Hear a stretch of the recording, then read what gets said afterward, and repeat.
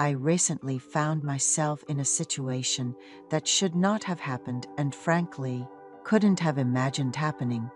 I've decided to share this secret story on an internet forum, known for its empathetic reading of personal tales. My wife is the youngest of 3 daughters. To me, she's not only the most beautiful, but also the brightest among her sisters. Despite having a child, she works hard and sometimes even travels abroad for work.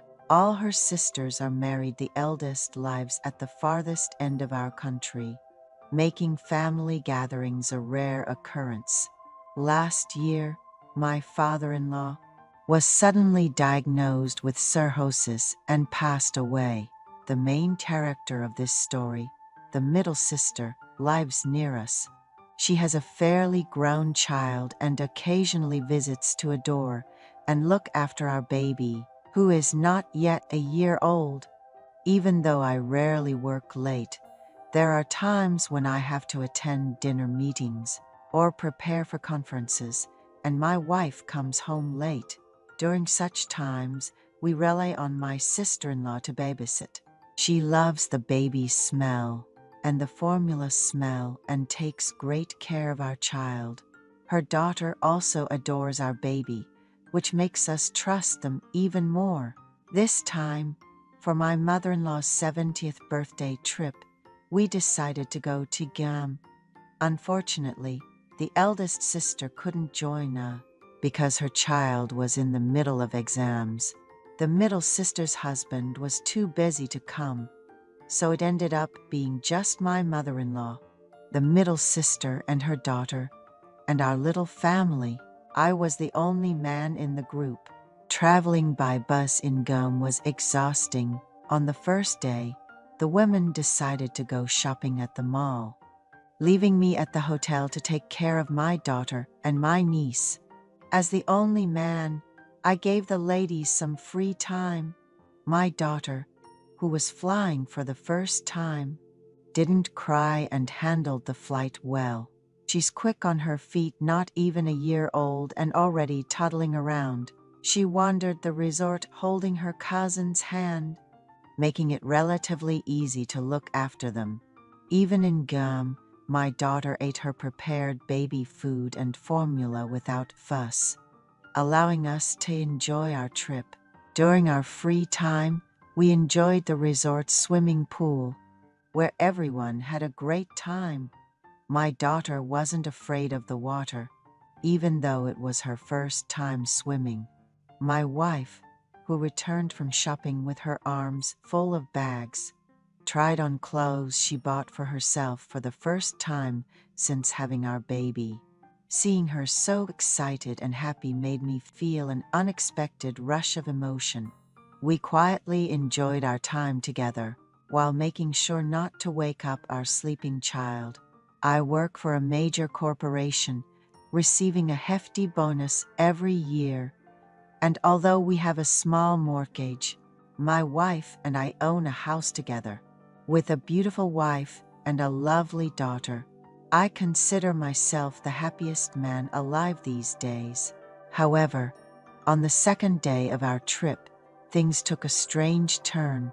My wife became unusually irritable, leading to an unexpected argument. She found out I had been talking about her behind her back to her sister. Having a marital spat during a vacation certainly didn't help the mood. Pretending to be magnanimous, my wife said she'd go to bed early with our child because she couldn't stand the sight of me. As I mentioned before, my wife is the prettiest among her 3 sisters, though her sister is quite attractive as well. All 3 daughters of my mother-in-law are beautiful.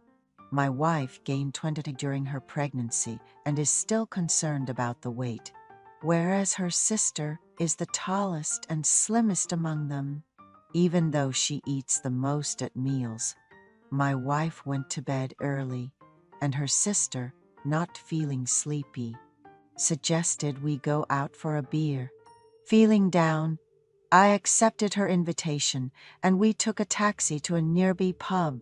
It was convenient to easily obtain travel information through an app, even abroad. My mother-in-law was watching our niece, so my sister-in-law went all out with her makeup, looking very pretty. She has a darker skin tone, but a healthy and attractive face.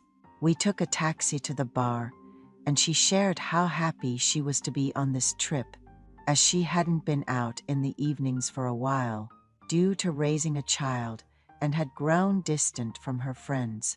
Moreover, her husband doesn't drink, so she felt suffocated, drinking at home as he would give her disapproving looks.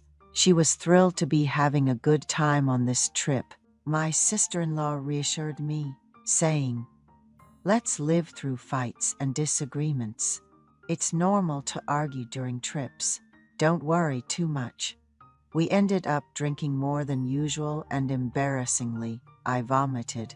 I was wearing thin cotton pants, which I had to dispose of, leaving me feeling quite embarrassed. My sister-in-law took out wet wipes from her bag to clean me up.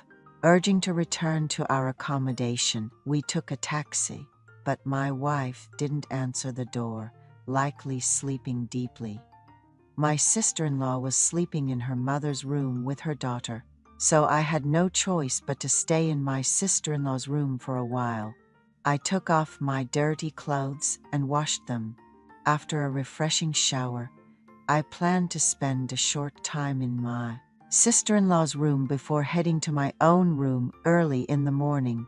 Continuing from the previous scenario, after the husband cleans up and returns from the bathroom, his sister-in-law smiles at him and comments in a low voice that his wife is lucky. He responds by revealing that since his wife became pregnant, they have not shared a room. His sister-in-law shares that she has also been sleeping in a separate room for years, and they spend the night together. She expresses envy towards her sister for having such a close relationship with him, mentioning it's her first time feeling this way. The husband reflects on his marriage, suggesting that not being close to a spouse who is attractive and kind might be akin to throwing away one's fortune. They complete their trip and keep in touch occasionally, with both understanding there are things left unsaid and undone between them. They decide not to pursue anything further, acknowledging the inappropriate nature of their situation, despite the occasional flutter of excitement. When his sister-in-law brings over homemade health foods, he chooses to accept only her kindness, recognizing the courage needed to stop before things go too far.